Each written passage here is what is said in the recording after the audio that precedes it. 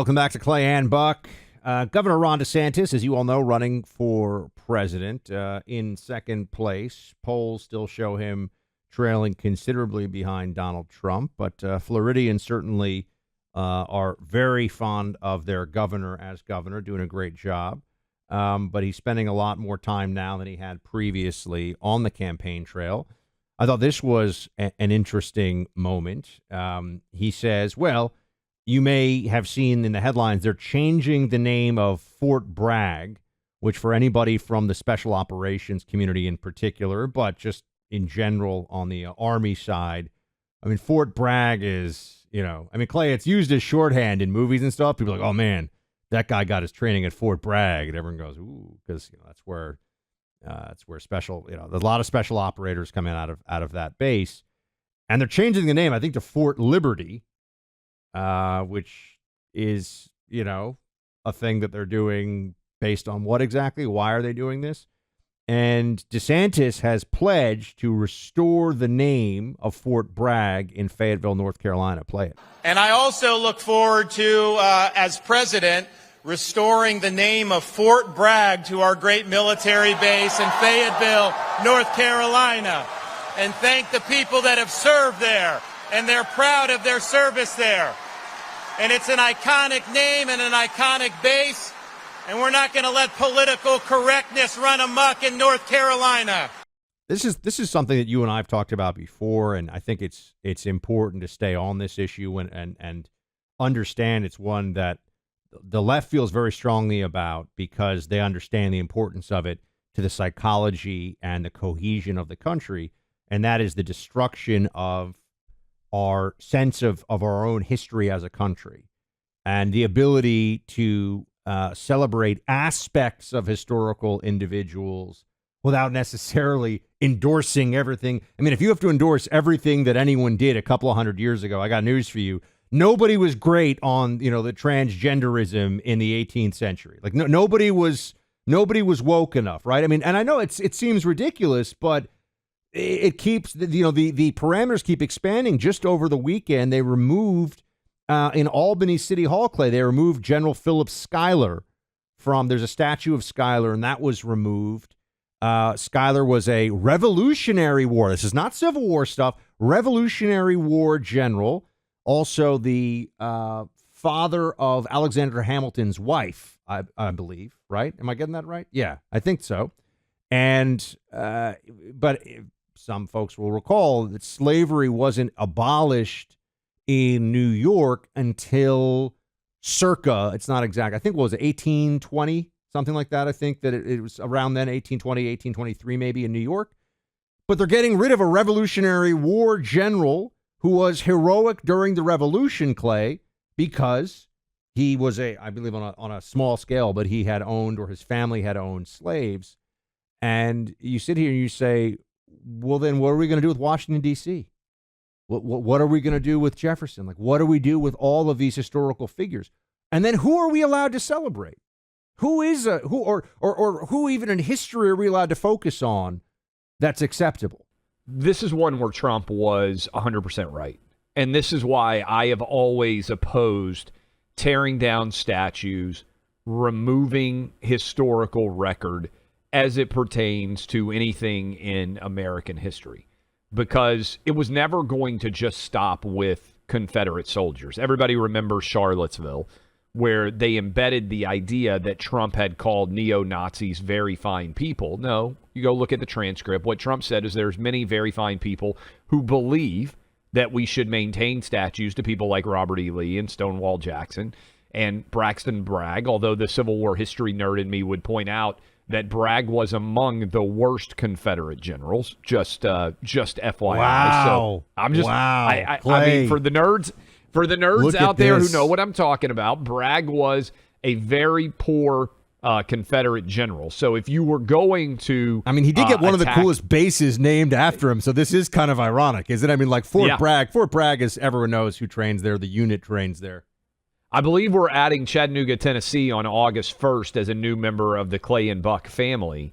And I have spent a lot of time in Chattanooga. In fact, one of the big failures of Braxton Bragg, Buck, and this is, again, I'm nerding out here, he did not set up the Confederate battle line at the military crest surrounding Chattanooga. So if you go, like, if you're a real Civil War nerd and you ever go to, like, say, the Battle of Lookout Mountain, you will see that the Union troops under Grant were able to take those commanding heights that looked out over the Tennessee River because Bragg, who was supposedly this brilliant engineer, did not put the breastworks at the military crest and so left his line susceptible to being overrun, and also was an awful manager and all these other different things. But as soon as you set the precedent, and in my book that's coming out on August 8th, I write about this.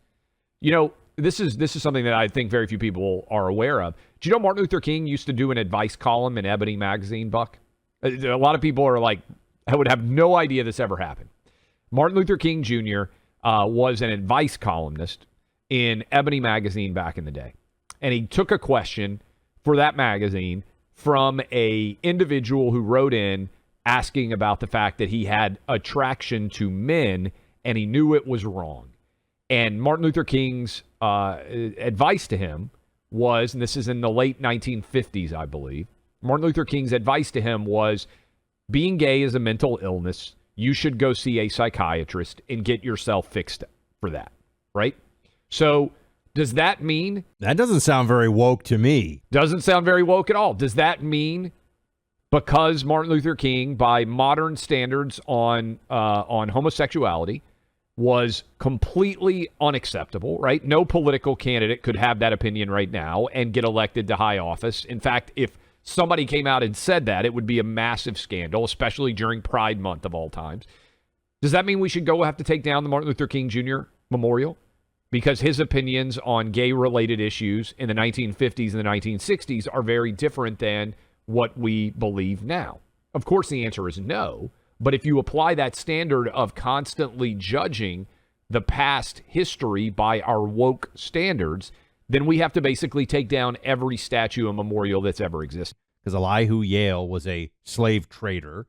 But the point here is you have such a small... And I think we can all understand at some level, too, when you're celebrating, make this a lot easier, right? Steve Jobs. It has nothing to do with slavery, obviously. Steve Jobs, amazing visionary and marketing guy for Apple, and we're all sitting around using Apple devices. Apparently not a nice guy at all. Not like a nice individual, right? Really kind of cutthroat and anyway, I'm just bringing it up because what do we care about with regard to Steve Jobs? Apple and the building of the company and the products that we all use. You're not endorsing his treatment of, everyone that he was friends with in his life or anything else. Same thing. We talked about this with artists. What are you celebrating when you say Van Gogh was a great painter? You're not saying Van Gogh is somebody who you should really look to for psychological stability advice. Like, that's probably a bad idea, right? So, or, Picasso was somebody you should look to for the way that he treats women. He treated women horribly. Point being, if we can't separate out the greatness of an accomplishment that an individual achieved from, everything this person did is amazing, who's left? Churchill was great. Churchill was an alcoholic and had some really bad positions on different stuff. I hate to break it to people, but, he was wrong on some stuff too. So I'd also ask people to think about this. Many people in this social justice community are convinced that they would have been on the vanguard of, let's just use this as an example because we're talking about Civil War. So you're telling me that you, who have the opinion that every big business, every big entity in America has today, you are the opposite of a revolutionary, right? You are a follower. You are getting in line behind all the powerful people. You're telling me that if in 1861 you had been growing up in Georgia, you would have fought for the North? If you had been growing up in Mississippi in 1862, you would have fought for the North? No. Look, this is the part that no one will actually go through. People fought almost exclusively for the state that they happened to be born in. They did what everybody else around them did. It takes real bravery to stand up to the masses, which is the opposite of what these mobs do today. The airline attendants and school teachers who were, screaming at children to mask up and telling everybody that they were murdering grandma if they didn't do. They would have been the prison guards of the gulag, everybody. And that wasn't that long ago. They would have been the ones saying, I don't care that you're innocent. We're going to put you out to work and you're going to go die in the freezing cold Siberian wasteland. They're not heroes. Okay. There's nothing heroic about going along with what the mob demands, which is also known as being a Democrat.